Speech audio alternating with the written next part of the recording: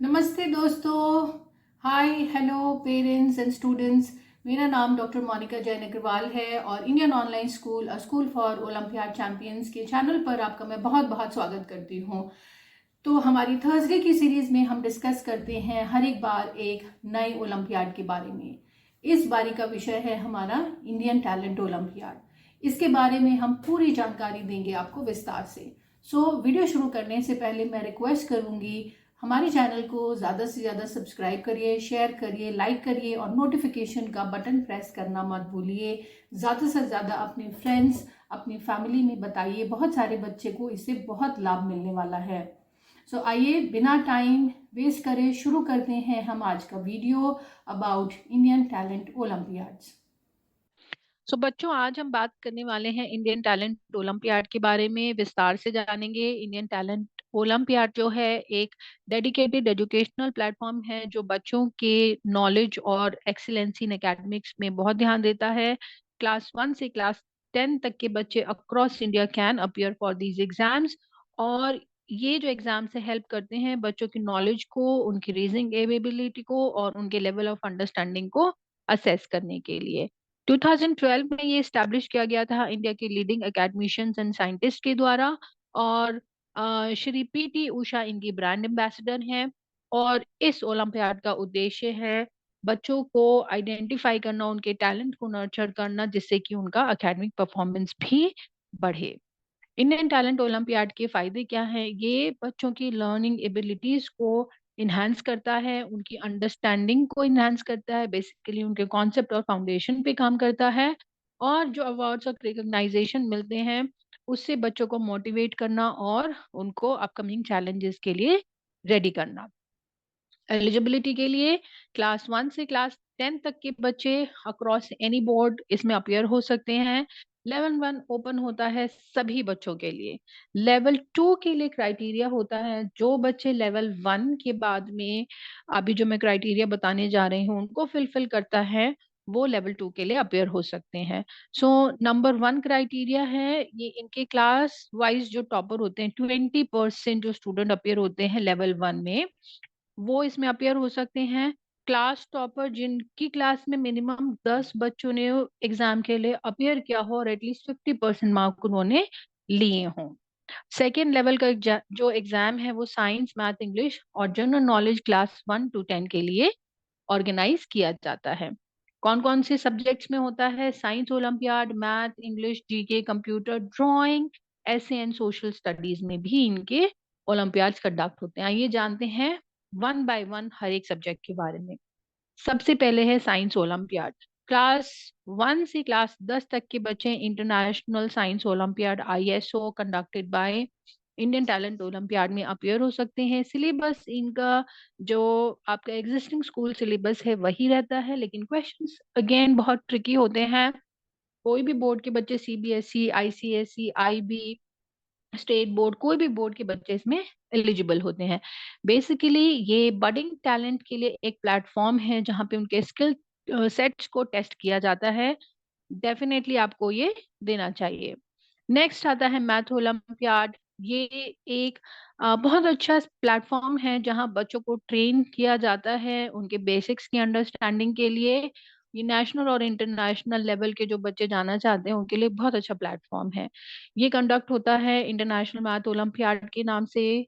और ये क्लास 1 से क्लास 10 तक के बच्चों के लिए ओपन है।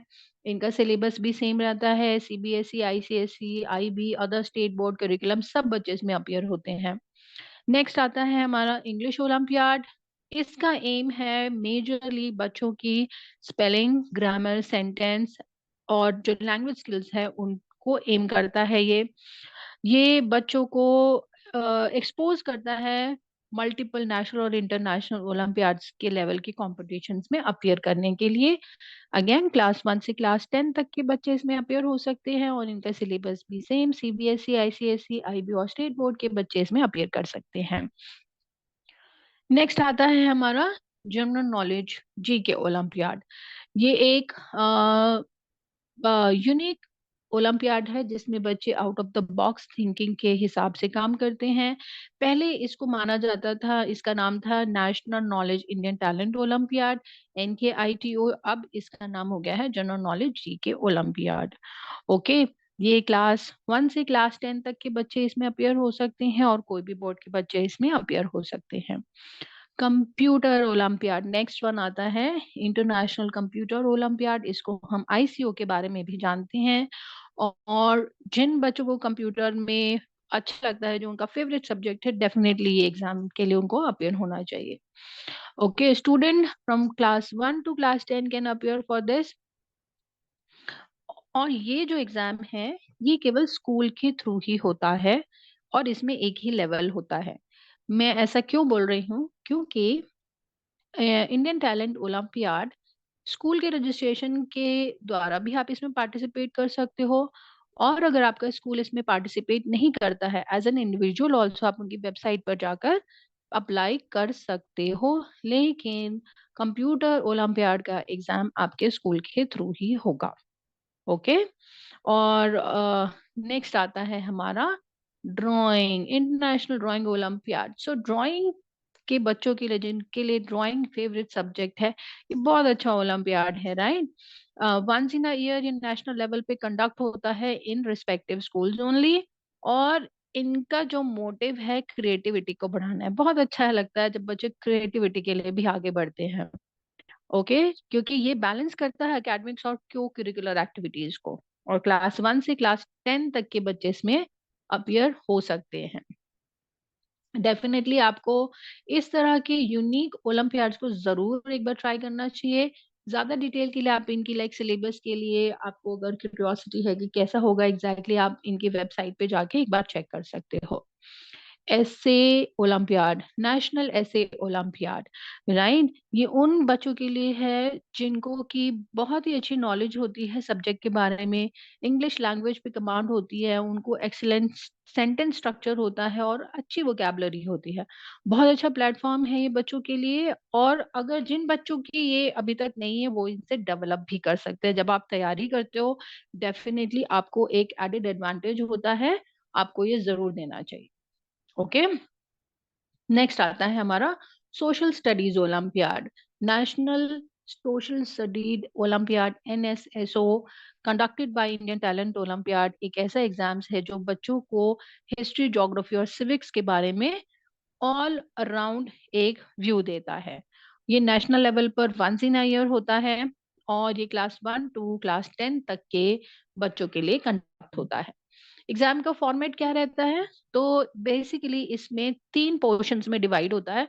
और ये जो फॉर्मेट है इनका, सबसे अच्छी बात है कि ये सारे सब्जेक्ट्स के लिए सेम रहता है, राइट। उससे क्या मतलब है मेरा, आइए जानते हैं।